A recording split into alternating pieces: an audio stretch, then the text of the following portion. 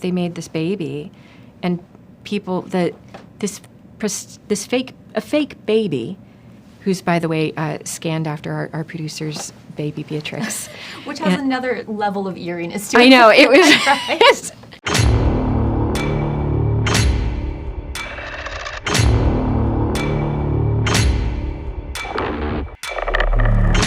You were raised by a woman who was a fan of Gregory Peck, star of the original Omen. So is this a little bit of like a full circle moment for you? It's very eerie. It's very wonderful, very eerie. And my mom actually just saw the film last night.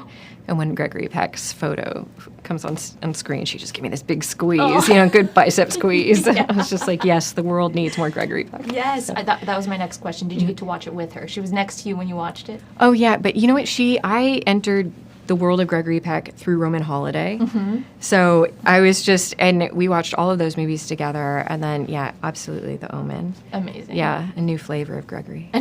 The many flavors of Gregory. Yes, that's my band name. Is that your next project? Yeah, it'll be my garage band. Amazing. So you worked with Academy Award-winning makeup artists on this. Can you tell us a little bit about the work of Moreau Effects and what that experience was like? Yeah. Adrian and Kathy are, I joke that they're these dark magical wizards because they create, the detail in their work is, I think, really what is so transportative. Mm-hmm. And I think, we had this, a female bottom half the torso, and even their attention to detail in that is like, you could even see like cellulite and hair follicles and like rough patches in the skin. Like it just felt so human. And that, I think, makes the world of difference in a horror film, because what's real to us is what's scary. And so if the makeup effects aren't up to snuff, it ruins the whole film, And they're such perfectionists that I think they made the film so beautiful.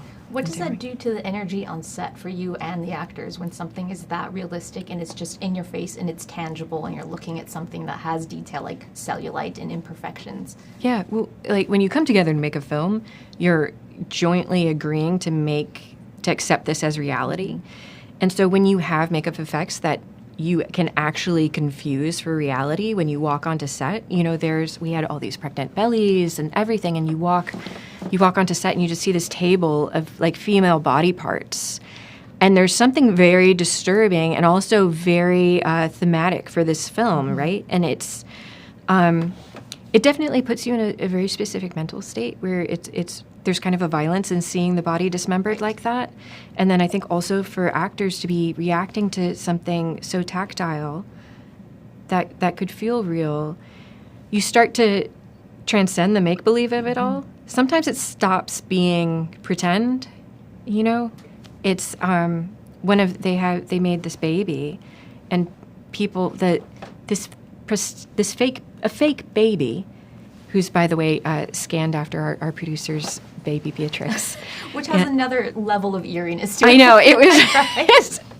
They went all in, but people would get really quiet and be very delicate with the fake baby. Like people forgot where they were. Right. And yeah, it was really nice. It's a level of escapism and that kind of, but when you have that on set, I feel like that also, like you said, transcends and the audience feels it. Like whether subconsciously there's some kind of an energy that's like shot out into the audience, and we feel that kind of like, oh, you're being very delicate with this. And we know it's fake, but there's this feeling that adds to it, and I love it. Yeah, it can be really upsetting, and I think, like you said, I think you can feel it through the lens. Yes. Yeah. Like, you guys fucked me up with it, and you know this already. So. Thank you so much.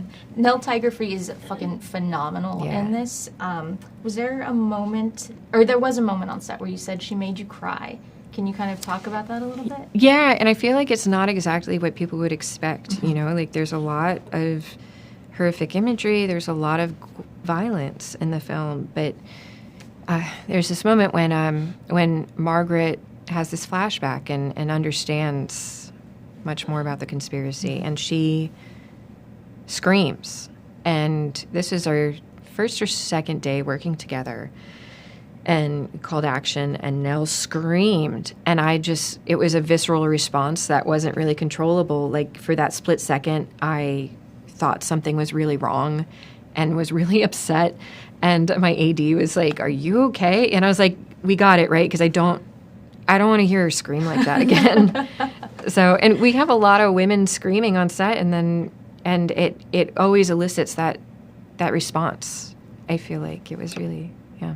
Let's talk about that a little bit, the use of women's voices. It's in the score, it's in dialogue, or I guess that's dialogue free, but it's Yeah. in moments like that, but there's breath work, but a lot of women's voices are utilized in the soundscape in general. Yeah, thanks for bringing that up, because I think, one thing with so much body horror, especially when it comes to the female anatomy and the female form, it was really important to humanize that. And so I think in order to really remind you who's under the knife, what we tried to do a lot was bring down a lot of the backgrounds and bring in and up the woman's breath and her cries for help.